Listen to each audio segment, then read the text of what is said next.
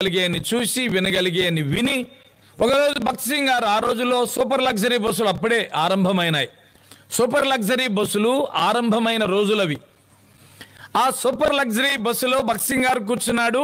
ఆయనతో పాటు తోడుగా ఇంకొక సహోదరుని తీసుకెళ్ళాడు. ఆయన కూడా ప్రయాణంలో వెనక సీట్లో కూర్చున్నాడు. భక్త్ సింగ్ గారు ముందు సీట్లో కూర్చున్నాడు. ఖచ్చితంగా సినిమా వచ్చే అది కుడివైపున పైకి ఉండిద్ది. భక్త్ సింగ్ గారి తల ఆ సినిమా వచ్చే టీవీ వైపే ఉన్నది. అప్పుడు వెనకాలన్న ఆయన అనుకున్నాడంట, భక్త్ సింగ్ గారి చూడగా ఏంటది సినిమా నేను చూస్తే తప్పే ఉందిలే అని సినిమా అంతా చూసినాడంట. ఎంత చూసినాడు? అంతా చూసి భక్త్ సింగ్ గారు తల మాత్రం ఏమాత్రం కుడికి కానీ ఎడం కానీ తిరగటలా. అరే సినిమా అయిపోయినా కూడా తల తిరగట్లేదు ఏంటి అని ఈయనకు అనుమానం వచ్చింది.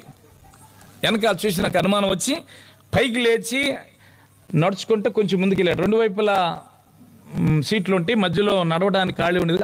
కొంచెం ముందుకెళ్ళి వెనక్కి చూసినాడంట. చూస్తే భక్త్ సింగ్ గారు రెండు కళ్ళు మూసుకుని దైవ ధ్యానంలో ప్రార్థనలో ఉన్నాడంట. ఇప్పుడు దాకా ఏం చూసినాడు? దేవుణ్ణి చూస్తున్నాడు. ఇప్పుడు దేవుణ్ణి చూశాడు. ఆయన దేవుణ్ణే చూస్తున్నాడు. దేవునితో గడుపుతున్నాడు. ఆయన ఏం చూసినాడు? ఓకే, అంతా అయిపోయింది. ఆయన ఎంత సిగ్గుపడిపోయినాడంటే ముఖం అంతా మాడిపోయింది. మళ్ళా వచ్చి వెనక ఆయన సీట్లో కూర్చున్నాడు. దేవుడా దేవుడా దేవుడా మన్నించయ్యా మన్నించయ్యా మన్నించయ్యా అని బాగా క్షమాపణ కోరుకుంటున్నాడు. అంత అయిపోయిన తర్వాత భక్త్ సింగ్ గారు ఆయన ఇద్దరు కలిసి దిగి వస్తా అన్న. భక్త్ సింగ్ గారు అన్నాడంట, అంతా చూసినావా అన్నాడట. ఆయనకి తెలుసా అండి చూసిన సంగతి? ఎవరికి తెలుసులే అని అనుకుంటాం. ఏ మనిషికి భయపడబాకండి, దేవుడికి భయపడండి. దేవుని సాక్షిగా బతకండి. దేవుడు ఆలోచనలు తెలుసుకుంటాడు, మాటలు వింటాడు, నడతను చూస్తాడు. ఆయన వినే దేవుడు, చూచే దేవుడు, ప్రతిఫలం ఇచ్చే దేవుడు. ఆమె లేయ అంటుంది, నా దేవుడు వినే దేవుడు. నన్ను నా భర్త ఎన్ని తిడుతున్నాడో అన్నీ ఆయన వింటున్నాడు. నేను చేసే ప్రార్థన వింటున్నాడు.